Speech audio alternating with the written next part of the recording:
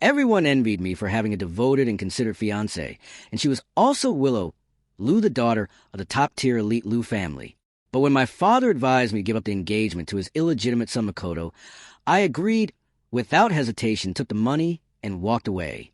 That was because I had been reborn. In my previous life, Makoto caused a huge scene at our wedding. Seeing that Willow remained unmoved, he ultimately jumped into the sea in front of everyone. But who would have thought that 3 years later I would see Willow and Makoto appearing together on the street? Not only were they acting intimately, they were also holding a child. Only then did I realize that her apparent devotion was just a facade. Behind my back, she had long since built a family with him. However, before I could rush up to confront them, I was sent flying by an out-of-control truck. At the final moment, as my consciousness faded, I had only one thought: if there's another life, I will definitely take the money and run away, and fulfill Willow and Makoto, this pair of lovers.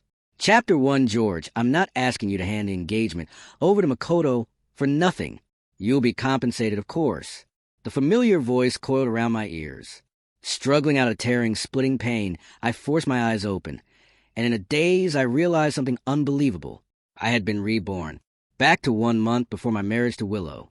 When I lowered my gaze, I met my father's tightly furrowed brow. That earnest, long-suffering expression was exactly the same as in my memories, when he pressured me into giving up the engagement. Fine. My voice was hoarse, as I abruptly cut him off. My father froze and looked up at me.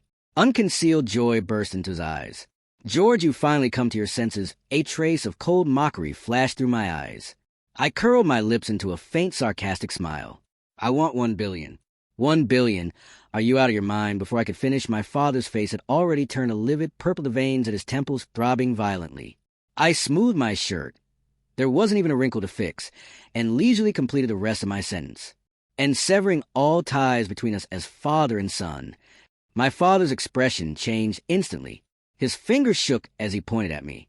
You ungrateful bastard, do you even know what you're saying? Of course. I lifted my eyes, bone-deep hatred churning within them. From the day you cheated during my mother's pregnancy and caused her and the unborn child to die together, you stopped deserving to be my father. After all, the only son you acknowledge is Makoto. For him, you're even forcing me to give up the Liu family engagement. In that case, what difference does it make whether this father-son relationship exists or not? 2 conditions. I leaned forward, slightly impatience creeping into my tone. Miss either one, and it's a no. So, do you agree or not? My father's face turned iron blue, his chest heaving with anger. After a long while, he finally ground out through clenched teeth, fine. We'll cut ties, just don't regret it. I'll need some time to prepare the 1 billion. But I have a condition, too. The Liu family's heir cares far too much about you. To ensure Makoto can smoothly marry into the Liu family, you must leave the country within a month and never come back. My heart jolted violently at his words. I couldn't tell whether it was because my father was willing to go to such lengths for Makoto or because of that sentence. The Liu family's heir cares far too much about you. I tugged at the corner of my mouth, my voice so soft it was almost inaudible. She doesn't care about me at all. What did you say? My father didn't hear clearly and instinctively pressed. I lowered my eyes, hiding the chill within them, my tone flat and calm. Nothing. Within a month, transfer the 1 billion to my account. I'll take care of all the paperwork and disappear completely from your lives. With that, I turned and walked out. Just as I reached the doorway, I saw Willow and Makoto approaching side by side. They were chatting and laughing, intimate and close. I still remember the first time Willow met Makoto. Those icy eyes of hers were filled with pure disgust. When Makoto tried to sidle up to her, she grabbed him by the throat with one hand, nearly suffocating him, and warned coldly, "Stay away from me." But now she looked at him with tenderness brimming in her eyes. So it turned out that even back then her heart had already tilted toward Makoto. It felt as if my heart were being torn apart by invisible hands, the pain leaving my limbs numb. Memories from my past life surged in like a tidal wave. Back then my mother had been forced to her death along with her unborn child. My father brought his mistress and illegitimate son straight into the Wong household, while I lived there like a rat in a gutter. It was Willow, already bound to me by engagement, who stormed into the Wong family alone and pulled me out of a pitch-dark confinement room, my body covered in wounds. From that day on, Willow Liu and the Liu family behind her became the only lifeline I had while drowning. She sheltered me forcefully under her wings. The Wong family feared the Liu family's power, yet also coveted the marriage that could elevate them further. More than once they instigated the idea of replacing me with Makoto. How could I possibly agree? The Wong family was already far beneath the Liu family. This engagement had been exchanged through the deep friendship between my mother and Willow's mother. It was the last remaining trace my mother left in this world. No matter how my father threatened or tempted me, I pushed back every single time. Unwilling to accept that Makoto even pretended to have been drugged and snuck into Willow's room, only to be mercilessly thrown out by her. On the wedding day itself, Makoto went as far as threatening suicide. He clung to her leg, crying and refusing to let go, and finally jumped into sea in front of everyone, leaving no body behind. I thought that with Makoto gone, I could finally live a peaceful life with Willow. For 3 years after the wedding, they truly were loving, until the day I saw Willow on the street, holding Makoto intimately in her arms, with a 2-year-old child beside them. Only then did I realize Makoto hadn't died at all. She had hidden him away somewhere, and they even had a child together. Before I could rush forward, confront them, an out-of-control truck came crashing toward me. In the crushing agony as my body was torn apart, I saw Willow look in my direction. In those eyes that once brimmed with tenderness, there was nothing left but cold indifference. In the final moment before my consciousness faded, I had only one thought: if there is a next life, I will definitely fulfill Willow and Makoto, this pair of true lovers. I don't want Willow's love anymore. Love that was mixed with lies. George Willow's voice yanked me out of those suffocating memories. When she saw me, a brilliant smile bloomed instantly across her face. The light in her eyes was dazzling, as if I were her entire world. I had once believed in that gaze without question, but it was those same eyes that later looked at Makoto with identical tenderness. As usual, Willow reached out to take my hand. There's only 1 month left until our wedding. I came to pick you up to try on wedding outfits. I stared at the hand she extended, yet in my mind flashed the image of those fair, slender fingers hooking around Makoto's arm. My heart clenched sharply. Without a word, I sidestepped to avoid her hand, responding with a cool and walked straight ahead. Willow froze for a moment, staring at her empty hand. She didn't think much of it, assuming I was just in a bad mood, and quickly turned to chase after me. As we passed Makoto, he suddenly reached out and lightly tugged at my sleeve, his voice timid and hesitant. "Brother, can I go with you to try on the outfits?" I looked into his eyes full of carefully disguised caution and suddenly smiled. "Sure." No two voices rang out at the same time. Willow stared at me in shock, confusion written all over her face. "George, don't you hate him the most? Why?" I sneered inwardly. Why, of course, it was because in 1 month the person standing beside her in wedding attire would only be Makoto. Chapter 2: The Rolls-Royce sped down the road. Willow glanced at Makoto in the passenger seat, then leaned close to my ear and lowered her voice. "George, why did you suddenly decide to bring him along?" I looked at her furrowed brows.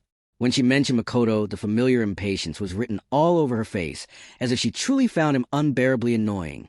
She acted too well. So well that in my previous life I had been deceived for a full 3 years, until I saw that 2-year-old child on the street and realized this relationship had long since rotted to the core. I lowered my eyes, my voice calm and flat. "Don't you always complain that he's clingy? Let him see with his own eyes that you're marrying me. Maybe then he'll finally give up." A fleeting trace of awkwardness flashed across Willow's face. Her lips moved as if she wanted to say something, but in the end, she said nothing, silently accepting the explanation.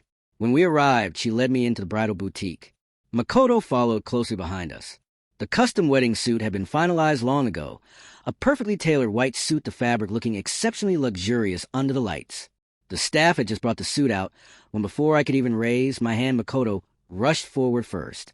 He gently brushed his fingers over the rhinestones, his eyes filled with envy.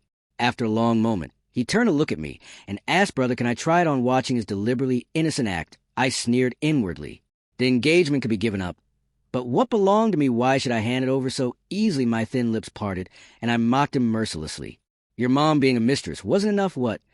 Now you want to be one too?" Makoto's face turned deathly pale in an instant. He looked at Willow timidly, his eyes shimmering with a plea for help. Willow's expression darkened as well. She slightly shifted her body to stand between us, reaching out to gently push my arm, her tone carrying a hint of placation. "George, don't make a scene. People are watching. Go try it on and see if it fits." That seemingly mediating gesture, however placed, voice yanked me out of those suffocating memories. When she saw me, a brilliant smile bloomed instantly across her face. The light in her eyes was dazzling, as if I were her entire world. I had once believed in that gaze without question, but it was those same eyes that later looked at Makoto with identical tenderness. As usual, Willow reached out to take my hand. There's only 1 month left until our wedding. I came to pick you up to try on wedding outfits. I stare at the hand she extended, yet in my mind flashed the image of those fair, slender fingers hooking around Makoto's arm. My heart clenched sharply. Without a word, I sidestepped to avoid her hand, responding with a cool and walked straight ahead. Willow froze for a moment staring at her empty hand. She didn't think much of it, assuming I was just in a bad mood, and quickly turned to chase after me. As we passed Makoto, he suddenly reached out and lightly tugged at my sleeve, his voice timid and hesitant. "Brother, can I go with you to try on the outfits?" I looked into his eyes full of carefully disguised caution and suddenly smiled. "Sure." No two voices rang out at the same time. Willow stared at me in shock confusion written all over her face. "George, don't you hate him the most? Why?" I sneered inwardly. Why, of course, it was because in 1 month the person standing beside her in wedding attire would only be Makoto. Chapter 2, the Rolls-Royce sped down the road. Willow glanced at Makoto in the passenger seat, then leaned close to my ear and lowered her voice. "George, why did you suddenly decide to bring him along?" I looked at her furrowed brows. When she mentioned Makoto, the familiar impatience was written all over her face, as if she truly found him unbearably annoying. She acted too well. So well that in my previous life I had been deceived for a full 3 years, until I saw that 2-year-old child on the street and realized this relationship had long since rotted to the core. I lowered my eyes, my voice calm and flat. "Don't you always complain that he's clingy? Let him see with his own eyes that you're marrying me. Maybe then he'll finally give up." A fleeting trace of awkwardness flashed across Willow's face. Her lips moved as if she wanted to say something, but in the end, she said nothing, silently accepting the explanation. When we arrived, she led me into the bridal boutique. Makoto followed closely behind us. The custom wedding suit had been finalized long ago, a perfectly tailored white suit to fabric looking exceptionally luxurious under the lights. The staff had just brought the suit out when, before I could even raise my hand, Makoto rushed forward first. He gently brushed his fingers over the rhinestones, his eyes filled with envy. After a long moment, he turned to look at me and asked, "Brother, can I try it on?" Watching his deliberately innocent act, I sneered inwardly. The engagement could be given up. But what belonged to me? Why should I hand it over so easily? My thin lips parted, and I mocked him mercilessly. "Your mom being a mistress wasn't enough, what? Now you want to be one too?" Makoto's face turned deathly pale in an instant. He looked at Willow timidly, his eyes shimmering with a plea for help. Willow's expression darkened as well. She slightly shifted her body to stand between us, reaching out to gently push my arm, her tone carrying a hint of placation. "George, don't make a scene. People are watching. Go try it on and see if it fits." That seemingly mediating gesture, however placed. Makoto, squarely behind her, protected. I looked at her tense posture, the corners of my mouth curling into a cold smile. Taking the suit, I turned and went into the fitting room. Standing in front of the mirror after changing into the suit, I felt momentarily dazed.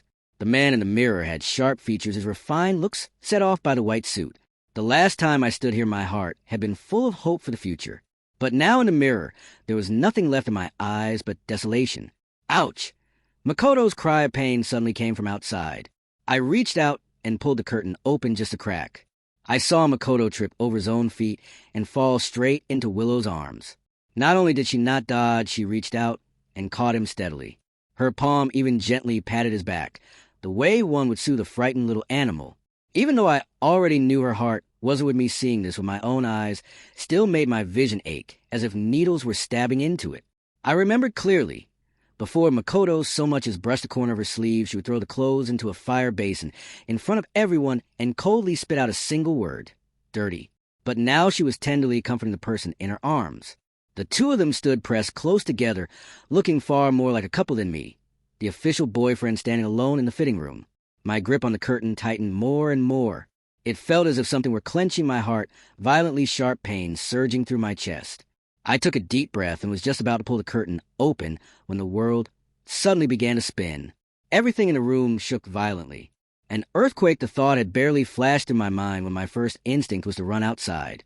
But the suit pants didn't fit properly. I wasn't paying attention and got tripped up, crashing hard onto the floor. The skin on my arm scraped open, blood seeping out. Debris fell from above and struck me, the pain draining all color from my face. Yet Willow, only a few steps away from me, seemed not to see me at all. She grabbed Makoto and carefully rushed toward the exit. As they ran past me and moved farther away, their fading conversation drifted into my ears. "Willow, don't worry about me. My brother is still inside. He can get out on his own. Your leg is hurt. I'll take you out first. Those words pierced my heart like a blade, leaving me nearly unable to breathe. I didn't know how much time passed before the shaking finally stopped. The shop was in ruins, exactly like my heart at that moment. I took off the suit, grabbed a pair of scissors nearby, and shredded it piece by piece. Before leaving, I coldly told the stunned staff, "Don't tell Willow." If Makoto wanted to take my place, I wouldn't stop him. But anything that belonged to me, George, even if I destroyed it myself, I would never give to that man and woman. Leaving the bridal shop, I went straight to the immigration office, submitted my documents, and applied for expedited processing. The staff glanced at the injury on my arm, nodded, and said the procedures will be completed within a month. Standing at the entrance, I took a deep breath and looked up at the gray, overcast sky.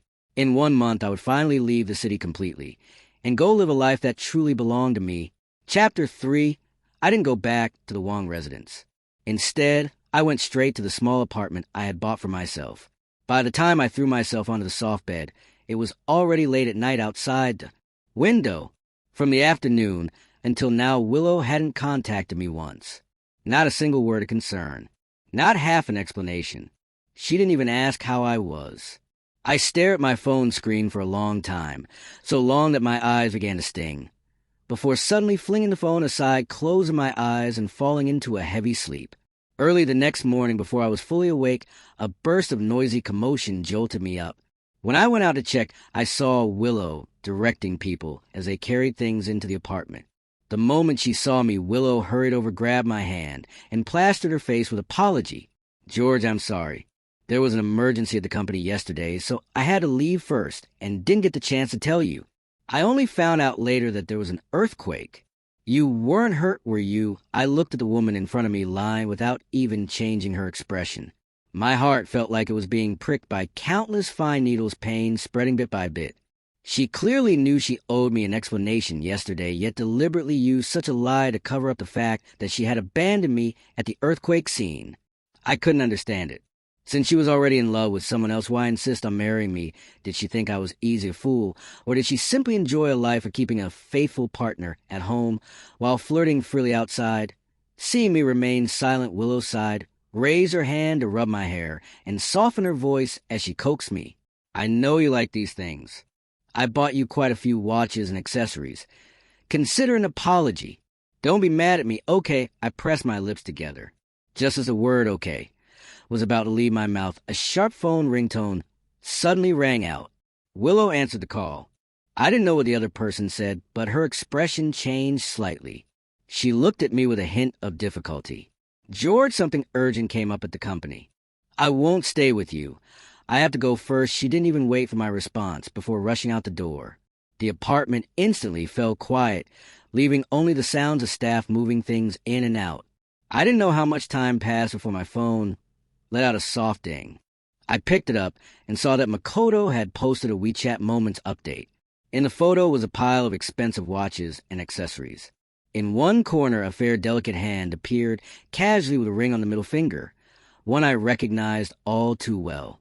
Those accessories were exactly the same as the ones Willow had given me today. That ring was the matching one to the ring on my own middle finger. That was Willow's hand. My eyes burned with soreness. It felt as though my heart was being crushed by a massive hand, making even breathing difficult. So a person's love really could be split in two. So Willow's love had never been exclusive. "Mr. Wong, everything has been placed here. Please take a look." The staff's voice pulled me back to reality.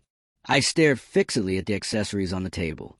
Suddenly I forced out a smile and said to the staff, "Help me sell them. Leave nothing behind." If it wasn't something meant only for me, I didn't want it. Not long after the gifts were dealt with, Willow's call came through. I hung up. She called again. After several attempts, she finally stopped and only sent a message, "If you don't like these, I'll take you, pick something yourself another day." I glanced at it and didn't reply. Instead, I found the name of a longtime friend of my contacts and asked to meet. I was about to leave anyway. No matter what, I should properly say goodbye to my friend. In the evening, I changed clothes and went to a bar. My friend David was already there. When he heard I was going abroad, his face first filled with shock. Then he immediately asked about Willow and me. After a few drinks, I lowered my eyes and said, calmly, I gave up the engagement. "Are you insane?" David shot upright, his voice rising sharply. That's Willow she treats you. How she treats me doesn't matter anymore. I cut him off, my hoarse voice soft, as I shook my head. I'm not crazy. The image of Makoto holding a child with Willow leaning against his side flashed through my mind again.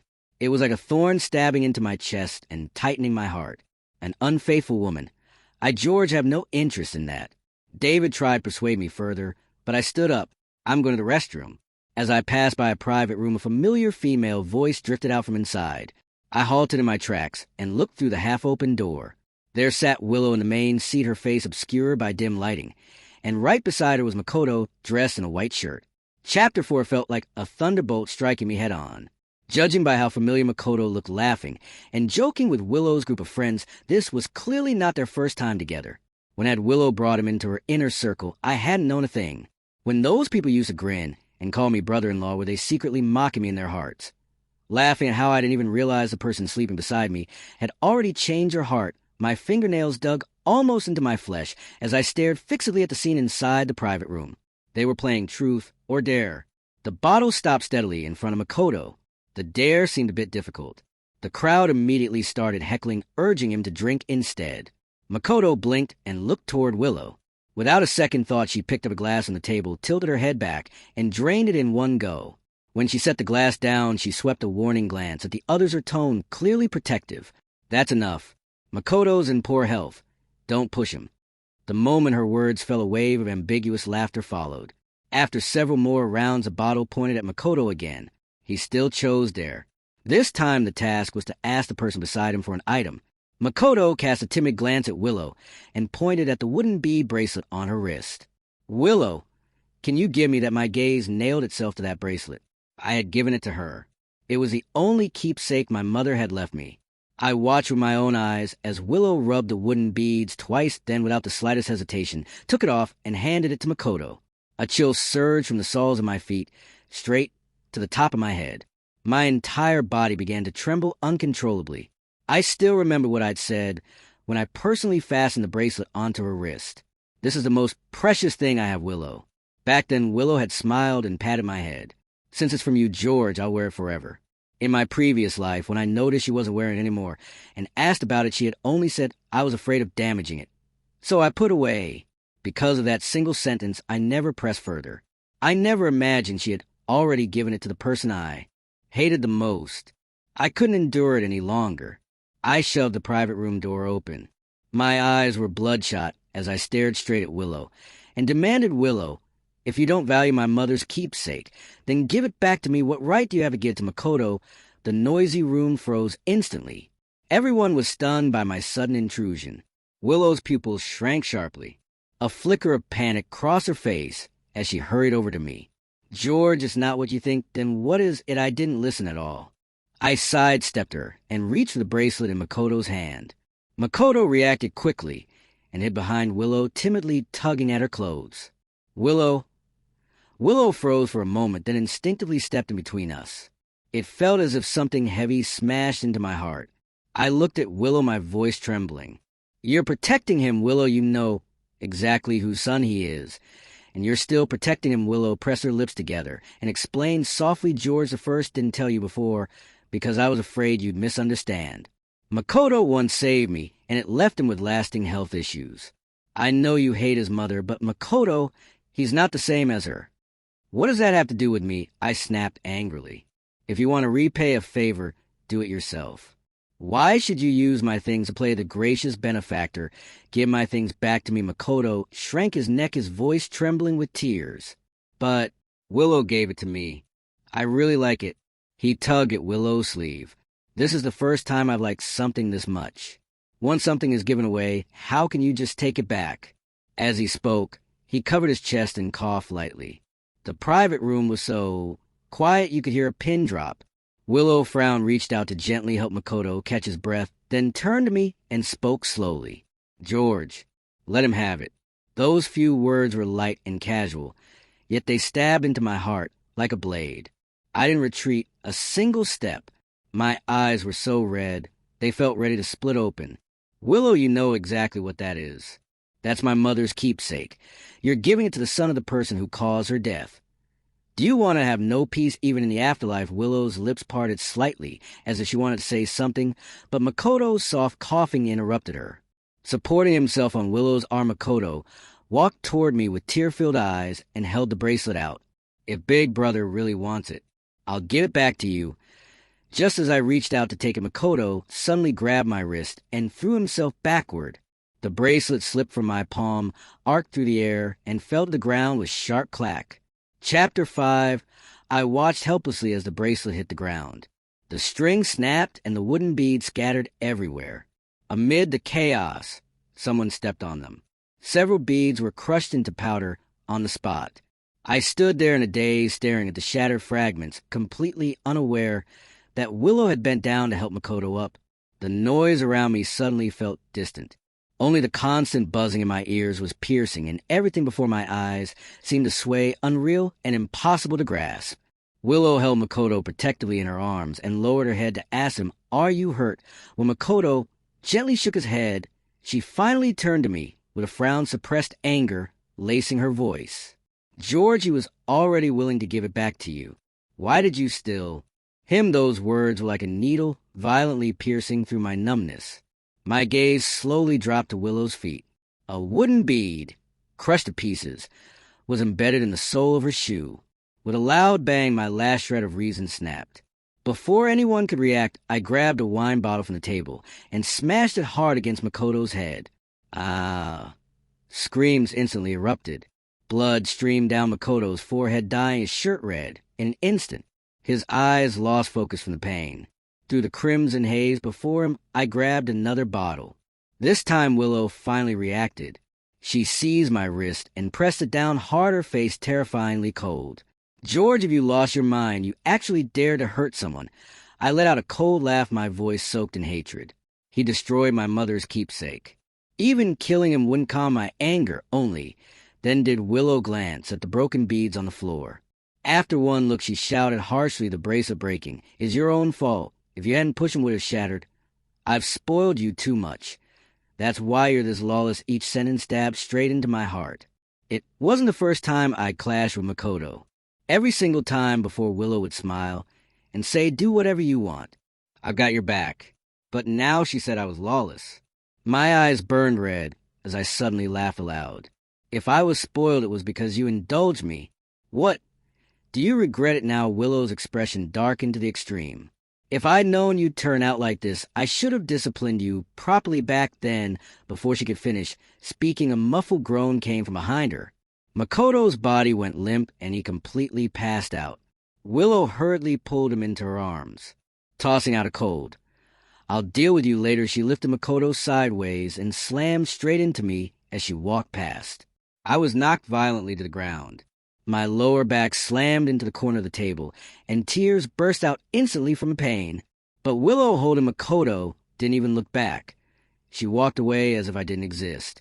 My vision went dark. I watched the hem of her clothes disappear at the end of the corridor, all the strength draining from my body.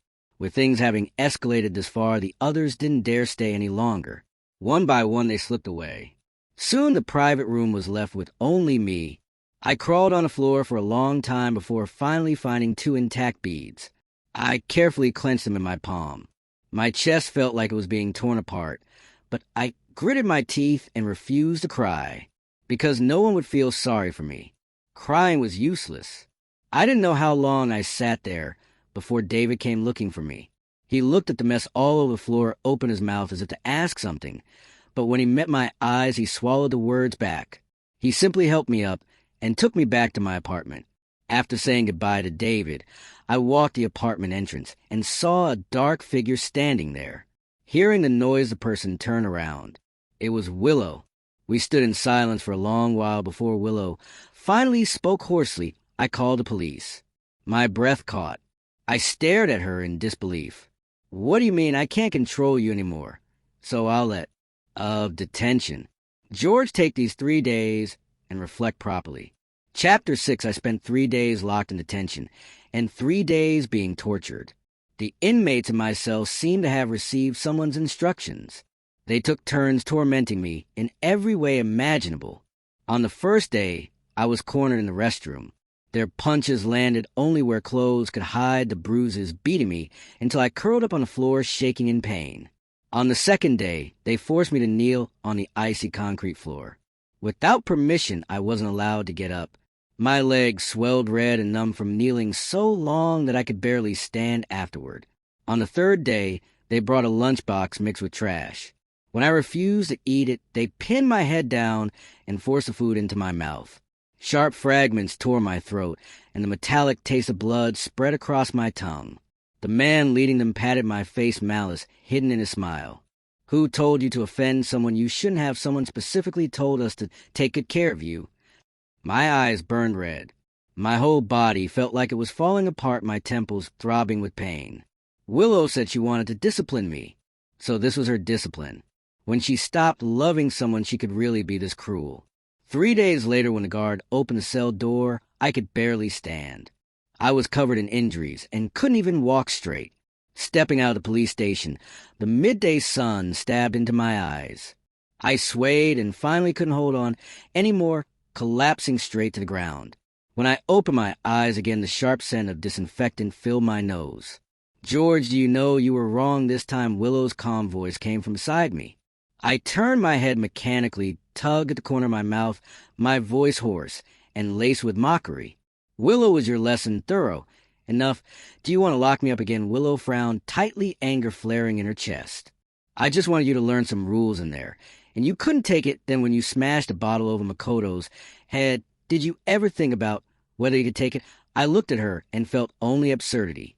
What she had done to me, was it really less than that one bottle? It was far worse. Yet the way she said it sounded as if she thought the punishment had been too light. The hand hidden beneath the blanket, clenched tightly, my nails digging into my flesh. The pain made my mind go blank. I bit my lips until they turned pale, and suddenly I didn't have the strength to argue anymore. I turned my head back to stare at the ceiling and said softly, "Thank you for the lesson. I know I was wrong. You can go. I want to rest." Seeing the once willful me suddenly give and a flicker of surprise pass through Willow's eyes. She pressed her lips together, her tone softening a little. "George, be good. Don't make trouble anymore. In a few days, it'll be your mother's Memorial Day. Take care of yourself. When you're discharged, I'll go with you." As she spoke, she stood up and reached to tuck in the blanket for me. I abruptly pulled the blanket away and turned toward the wall, my refusal unmistakable. Willow's hand froze in midair. After a pause, she said nothing more, only sighed and turned to leave. I stayed in the hospital for 3 days. During those 3 days, Makoto's WeChat moments updated with unusual frequency, as if deliberately showing off. One day, it was Willow running all over the city to find snacks that had long been discontinued just for him. The next day, it was Willow buying a globally limited ultra-luxury watch and personally placing it into his hands. The day after that, it was Willow lowering her head and carefully bandaging his wounds. I scrolled through them one by one, as if self-harming. Watching the tenderness that once belonged solely to me now completely transferred to Makoto, the sharp pain in my heart gradually dulled into numbness. I forced myself little by little to peel Willow out of my heart, until that place became so empty it could no longer hold her. The day I was discharged happened to be my mother's Memorial Day. Willow, who had promised to go with me to see my mother, never showed up. I let out a self-mocking smile, laughing at myself for still having expectations of her. I hailed a cab by the roadside. Just then my phone lit up. It was a message from Willow. "George, something urgent came up at the company. Go to the cemetery first and wait for me. I'll be there soon." My fingers hovered over the screen for a long time. In the end, I still replied with a single word. "Okay." I was about to leave anyway. At the very least, before I left, I didn't want my mother to see me living badly. When the car reached the cemetery entrance, I got out and waited, from when the sun was high in the sky until dusk fell. Yet Willow never appeared. The night wind carried a chill, blowing cold against my arms. My patience wore away bit by bit, and the warmth drained from my face as well. When the last trace of sunset finally faded from the horizon, I clenched my teeth, turned around, and started walking up the mountain alone. Halfway up, my phone chimed with a ding. A new message came in. It was a video. Chapter 7 in the video, Willow was wearing loose home clothes, her head lowered as she focused on simmering soup. The camera shook slightly, and Makoto's smug voice came through. "Willow, didn't you say today you were going to accompany my brother? If you're here with me, what about him, Willow? Didn't even look up. If he can't wait, he'll naturally go back. No need to worry." After a pause, she added casually, "George has a very strong personality. No one can really bully him. Whether I'm there or not makes no difference. Unlike you. You're clearly weak, yet you still run around outside all the time." The video cut off abruptly, but my hands wouldn't stop trembling. I had waited from daylight until nightfall, standing alone at the cemetery entrance for hours. Yet to her, it was reduced to nothing more than, if he can't wait, he'll go back on his own.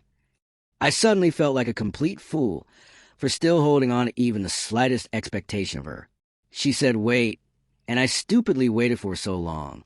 Yet she not only didn't come, she couldn't even be bothered to say she wasn't coming.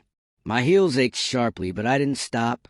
Step by step, I walked steadily until I reached my mother's grave. Looking at the gentle smile on her photo, I finally couldn't hold it in anymore. With a soft thud, I collapsed onto the ground, tears pouring down like beads from a broken string.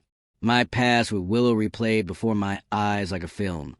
From the first flood of attraction to later dependence, and finally freezing on the moment before my death in my previous life, when she looked at me with utter indifference. I raised my hand and touched the tombstone, my voice choking. "Mom, I'm leaving.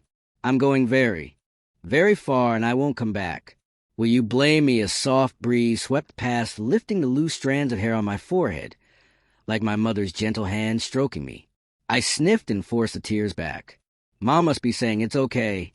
I sat in front of the grave for a long time until the horizon began to pale with dawn before dragging my stiff body down the mountain. Just as I reached the cemetery entrance, a few sleazy-looking thugs suddenly blocked my path. I frowned and tried to go around them, but they deliberately stepped in front of me. Well out here in the middle of nowhere, where you headed, the man in the lead grinned, lazily, his gaze sticking to me in a way that made my skin crawl. My breathing tightened, anger gathering in my dark eyes. "Move." Not only did they not move, they stepped closer instead. The leader reached out to grab my arm. "Don't be so fierce. We're just looking for a little fun." I jerked away sharply, my expression darkening. There were too many of them. Fighting head-on wouldn't end well. Gritting my teeth, I seized a moment when they weren't paying attention and suddenly turned and ran. Rapid footsteps and ragged breathing tangled in my ears. My heart pounded as if it were about to explode. The footsteps behind me drew closer and closer. In my panic, I fumbled out my phone, my hands shaking so badly I had to press several times before the call went through. My emergency contact was Willow. The phone rang twice, then connected. "Willow, save me, someone's after me," I shouted urgently, not waiting for her to speak. Before my words fully fell, my foot caught on protruding rock, and I crashed hard to the ground. My elbow and palm scraped open, burning with pain. I twisted my ankle too, sucking in a sharp breath from the agony. The other end of the line stayed silent. Panicking, I shouted again, "Willow, did you hear me?" Rustling sounds came through the receiver. After a few seconds, a familiar voice spoke. "Brother." It was Makoto. Guess what he said softly? "Do you think Willow will come save you?" All the color drained from my face. My blood seemed to freeze in my veins. I jerked my head up, only to see the men who had been chasing me already right in front of me, one of them lunging straight toward me. Chapter 8, wrapped in the jacket a police officer, had handed me my body. Still trembling uncontrollably, I sat alone on a long bench inside the police station. Not far away, several thugs were squatting in a corner, being sternly reprimanded by the police. When Willow rushed in, she spotted my disheveled state at once. The wounds on my hands were still bleeding. My right ankle was swollen badly, and my clothes were smeared with mud and grass. She frowned and quickly walked over, squatting down in front of me. "George, what happened? Did you get into trouble again?" When she received the call from the police station, she hadn't even listened to the full details before hurrying over in a panic. I lifted my eyes. They were empty, hollow. If I hadn't struggled desperately and happened to grab the phone that had fallen to the ground, and if a patrol car hadn't passed by just in time, I would probably already be dead. Yet her first reaction was to assume that I had caused trouble. I pulled my lips into a smile, one so strained that tears streamed down uncontrollably. The sight made her heart tighten for no apparent reason. She was just about to say something when a nearby officer walked over and signaled that we could leave. Without a second's hesitation, I stood up and headed outside. She had no choice but to nod to the officer and hurry after me. She reached out to support my wrist, only then noticing that a large patch of skin there had been scraped, raw the dried blood stark against my pale skin. Her eyelashes trembled slightly. "How did you end up like this?" I didn't answer, only continued walking forward in silence. An inexplicable irritation rose in her chest. She couldn't figure out what kind of mood I was in, but the way I kept her at arm's length made her feel deeply uncomfortable. "Forget it. I'll take you home first." She frowned, her tone tinged with helplessness. On the way back, I didn't say a single word. She only felt that I was too quiet. In the past, whenever I caused trouble, hadn't I always been loud and dramatic, making her clean up the mess today, though I looked like someone whose soul had been completely drained. The atmosphere in the car grew heavier and heavier. By the time we reached the apartment building, neither of us had spoken a word. "George," she called out to me. I glanced back at her, then turned and went inside. A moment later, I came back out carrying a pile of items. They were all gifts she had given me before. Right in front of her, I dumped everything into the trash can and flicked my lighter. Flames licked at the wrapping paper, crackling softly. She froze for a moment, then rushed forward. "What are you doing? Yesterday you didn't come to the cemetery." "Where did you go?" I stared at her, not letting a single change in her expression escape me. Her gaze flickered. She sighed. "The company had an urgent matter that tied me up." "You're angry because of this?" My face was deathly pale. The last trace of light in my eyes went completely dark. I didn't look at her again. I simply watched quietly as the flames devoured the things I had once cherished until they were reduced to a pile of ashes. Feeling better now, she looked at me, her tone probing. Before the words had fully settled, her phone suddenly rang. She answered it briefly, and her expression immediately grew impatient. After hanging up, she turned back to me. "I'll have someone send replacements for what you burned." I finally spoke, my voice hoarse. "No need. I don't need them anymore." Her heart constricted inexplicably, but she only assumed I was still throwing a tantrum. She rubbed her temples. "Fine. After we get married, whatever you want, I'll get it for you again." As she spoke, she glanced down at her phone, messages her feet already unconsciously moving toward the door. "I still have something to take care of, so I'll leave first. The bride and groom shouldn't see each other in the 3 days before the wedding. I won't come see you these next few days." "George," she turned back to look at me in patience, creeping into her voice, "you really should rein in that temper of yours. I can't keep cleaning up after you every single time." With that, she turned and left briskly, never looking back. I stood there watching her retreating figure, a bitter smile tugging at the corner of my lips. "Willow, goodbye." My voice was very soft. So soft it was like a passing breeze dispersing into the air the moment it left my lips. She seemed to pause for a brief second at the doorway, or maybe it was just my imagination. Soon she walked away at a steady pace. I took out my phone. My father's message lay quietly on the screen. "The 1 billion has been transferred. Leave before the wedding." I packed up my belongings and trusted David with handling the apartment, then went to the immigration office to collect my documents. From there, I took a car straight to the airport. At a trash can in the terminal, I snapped my SIM card in half and threw away, then walked toward the boarding gate without looking back. The plane taxi took off and pierced through clouds. Outside the window, the city gradually shrank into a tiny until it disappeared completely. From then on, mountains and seas lay between us. No more ties. Chapter 9 Willow rushed to the company with a relentless tide of work nearly drowned her. Documents piled high across her desk. She flipped through them page by page until her eyes began to ache, and only then did she look up toward the window. Just at that moment, an airplane swept across the sky, its tail carving a long white line against the clear blue expanse. For some reason, a sharp pain suddenly pierced her chest.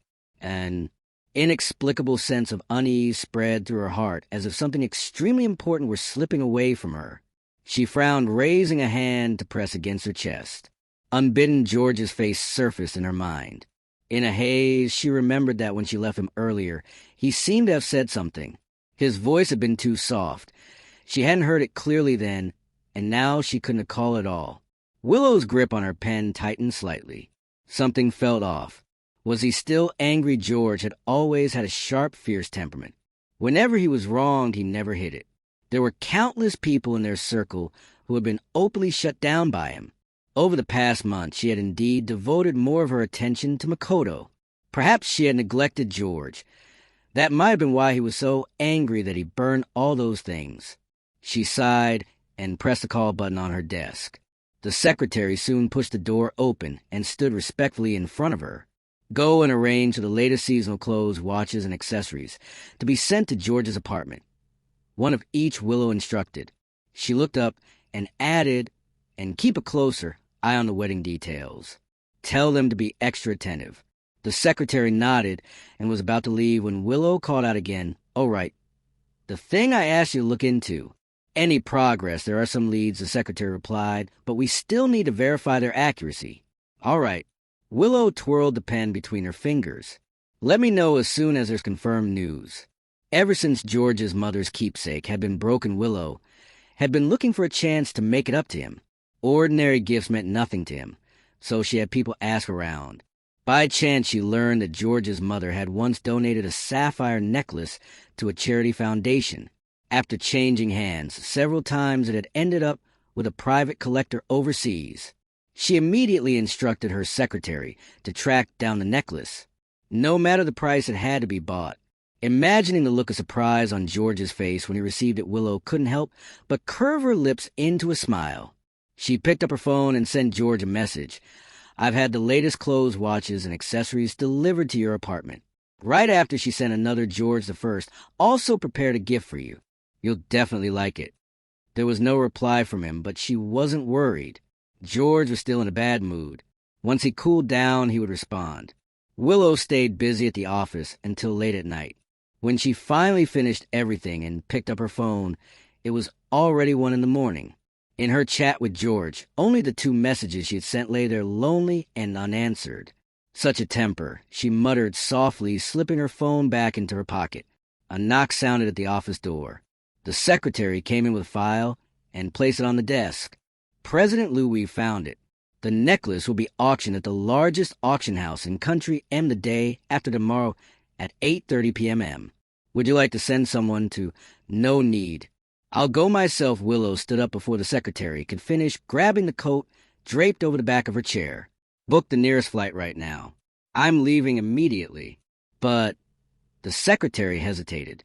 The auction is the day before your wedding.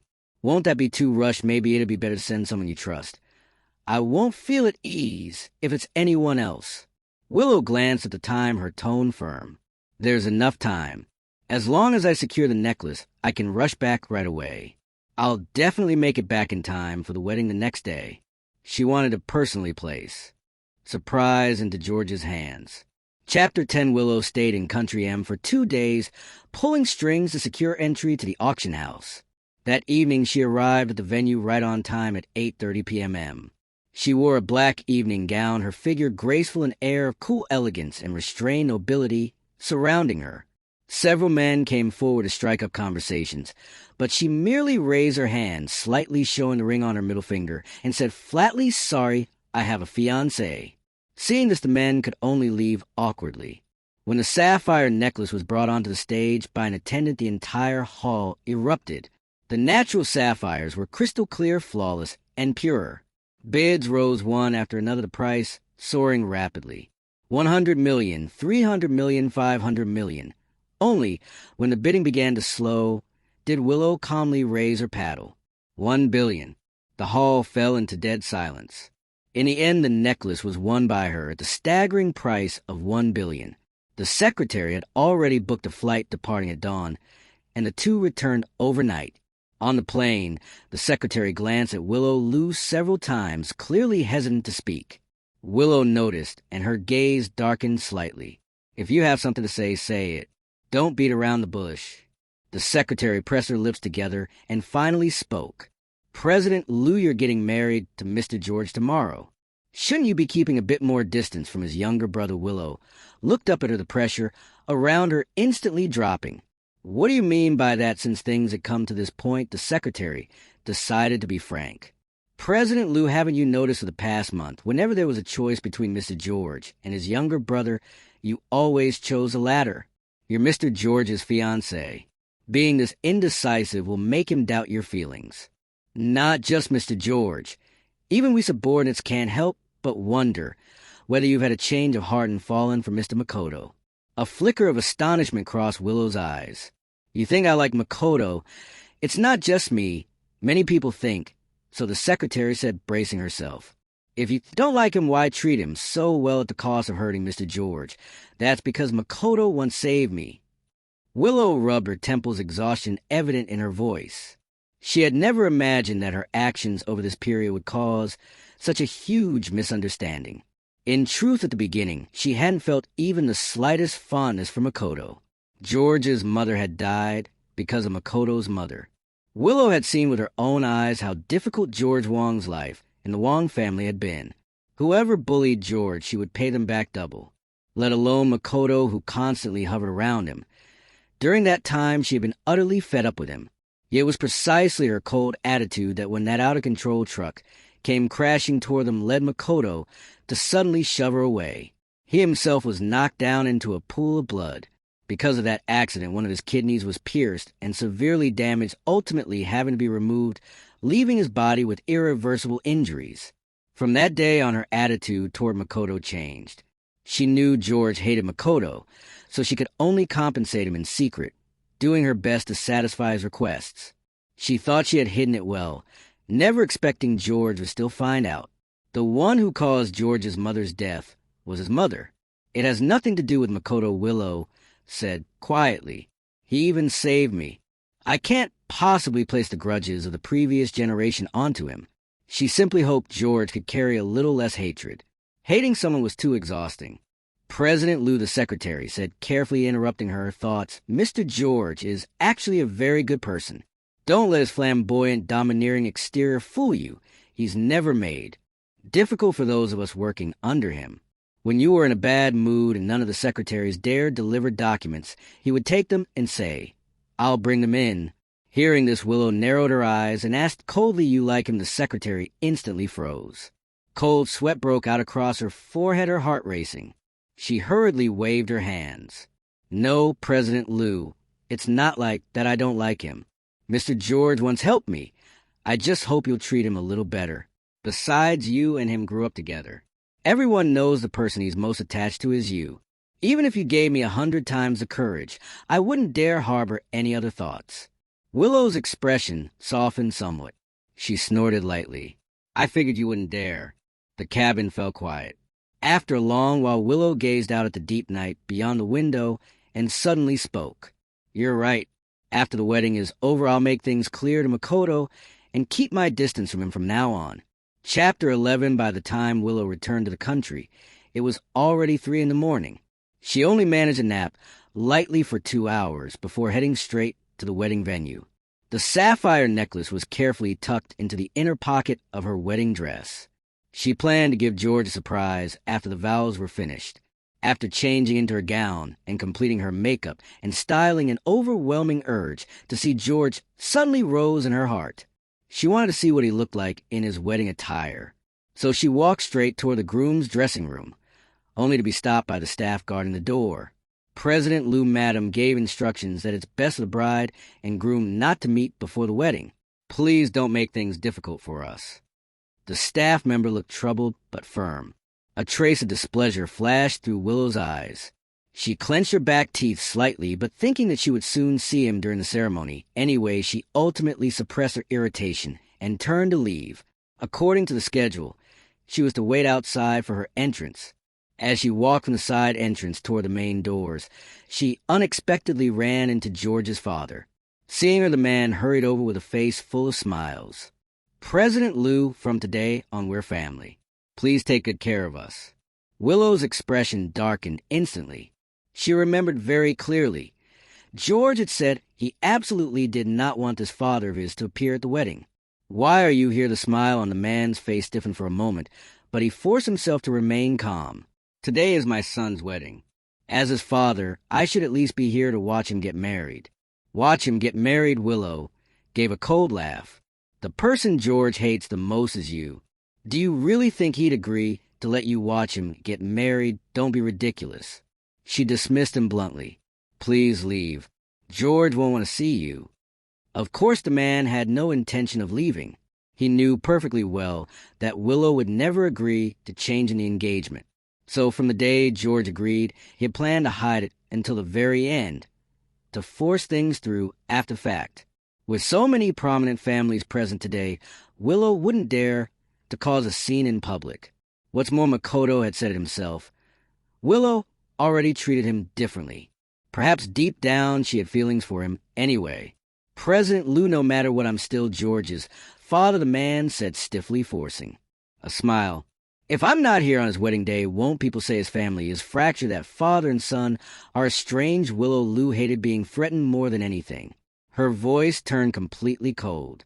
So what with me here, who would dare say a word? She stepped forward, the pressure around her surging sharply. You'd better leave now. Don't force me to take action. He agreed himself, the man blurted out, anxiously righteous and confident. I asked him. He agreed. Otherwise, how do you think I got in here? Isn't that proof enough? Willow froze her brows, knitting tightly. She truly hadn't received any message from George objecting to this. Could it be that he had tacitly allowed it? After a moment of hesitation, she finally compromised. Fine, but if you dare to cause any trouble at the wedding, don't blame me for being ruthless. With that, she turned and walked toward the main entrance. When the wedding march began to play, Willow stood at the doors holding her bouquet, her heart inexplicably tightening. She and George had known each other for over 20 years, growing up together, pledging their future to each other at 18. Now she was finally going to marry him. This had nothing to do with the engagement. It was simply where her heart belonged. In the distance, the doors of the banquet hall slowly opened.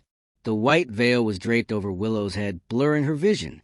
Through the gauzy fabric, she looked toward that familiar, yet somehow unfamiliar figure, an inexplicable sense of unease stirring within her.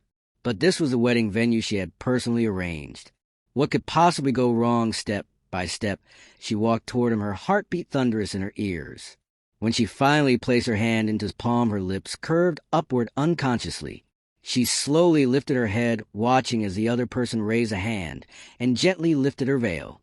The moment she saw that face, it was as if a bolt of lightning struck Willow head-on. Her entire body went rigid, frozen in place. Chapter 12, Why Is It You? Willow's voice broke, her eyes filled with shock as she stared at the face in front of her. Whereas George Makoto curved his lips into a smile and reached out to grab her hand. My brother gave the engagement to me. Willow, the one marrying you today, is me. Willow's mind went buzz. She stared blankly at Makoto, repeating numbly, gave it to you. What do you mean, Willow? I'm also a son of the Wong family. Makoto blinked, his tone utterly matter-of-fact. The Liu family is marrying into the Wong family. My brother didn't want it, so naturally it should be me instead. You know it too. There's actually me in your heart. What nonsense are you spouting? Willow violently shook his hand off.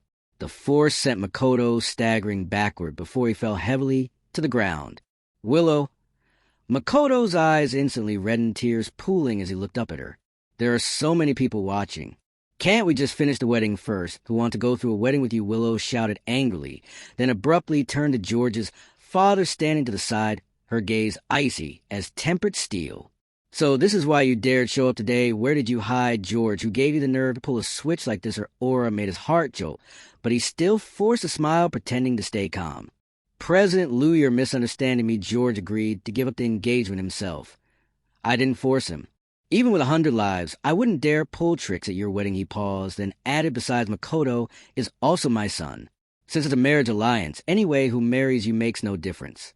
And Makoto said himself, you've been so good to him lately. You must have feelings for him. Who likes him? Willow's face darkened frighteningly. My engagement with George is between him and me. It has nothing to do with the Wong family, who gave you permission to privately replace the groom hand. George over, she stepped forward, the pressure around her so low it was suffocating. I don't believe for a second that he did this willingly. He hates you more than anyone. I know that better than anyone. There's no way he'd give up the engagement, Wong.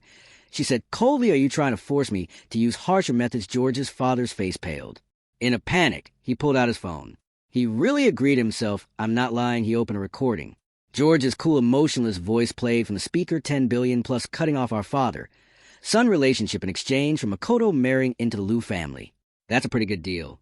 Willow's mind went completely blank. She stared at the phone, unable to believe what she was hearing, murmuring, "How is that possible? How could that be?" She suddenly spun around and ran toward the exit. I'm going to find George, and asking myself, Makoto, still sitting on the ground, panicked. He lunged forward and grabbed the hem of her dress, looking up at her with tear-filled eyes, trying desperately to evoke her sympathy. "Willow, my brother, already gave you to me. Even if you want to ask him, at least finish the wedding first. Okay, I've liked you for so long. I finally got the chance to marry you. Haven't you ever liked me even a little? You clearly treated me so well." By the end, his voice was choked with sobs thick with grievance. "No." Willow shattered his illusion without mercy. "I have never liked you. I was only nice to you because you saved me. That's all." She enunciated every word coldly. "I will not marry you. This wedding is canceled." Makoto's face drained of all color. He clutched the hem of her dress, tightly refusing to let go. Willow yanked hard, breaking free of his grip. She couldn't even be bothered to spare him another glance, her mind filled with only one thought: finding George.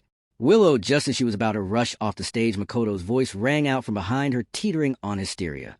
"Are you really going to abandon me and leave if you don't get married today?" He pulled out a small knife from somewhere and pressed it tremblingly against his own neck.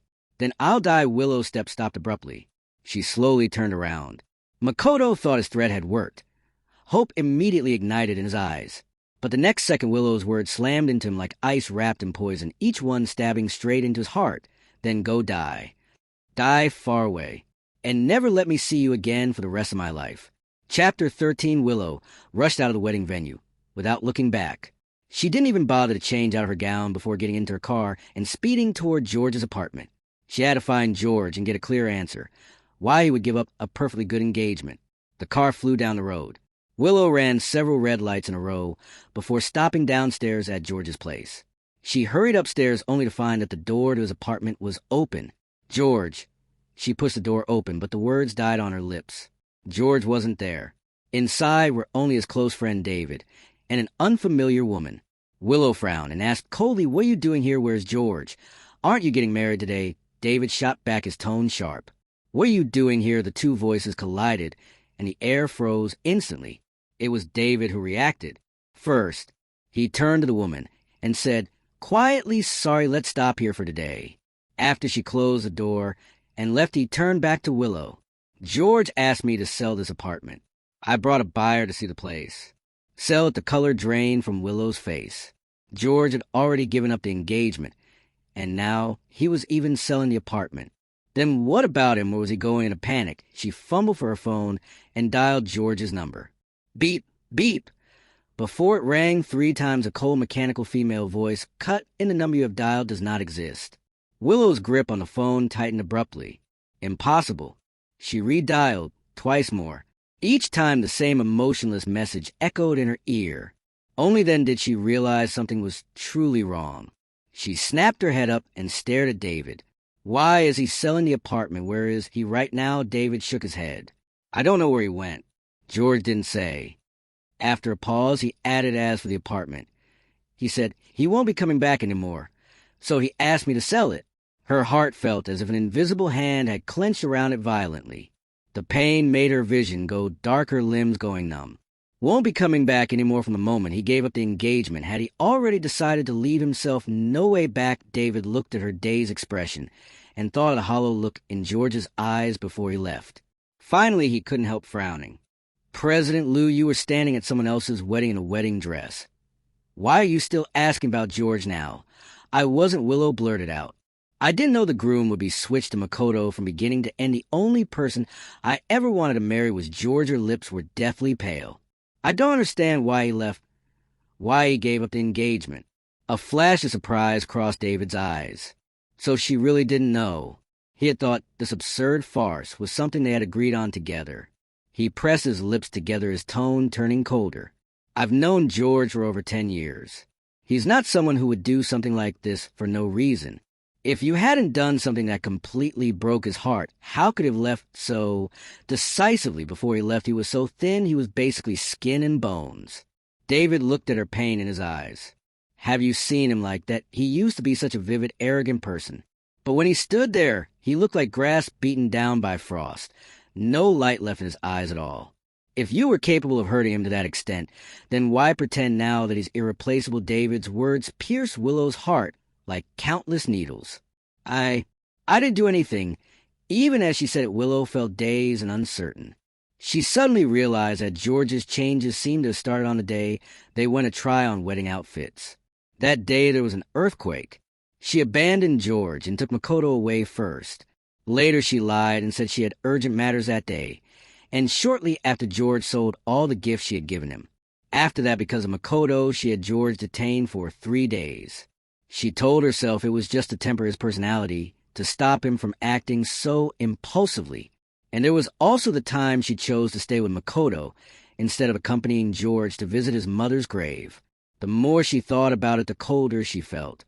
She suddenly remembered what her secretary had once said: "If you don't like Mr. Makoto, then don't treat him so well. Otherwise, you'll only hurt Mr. George." So George had known all along. He had known about her lies and about everything she did for Makoto. In his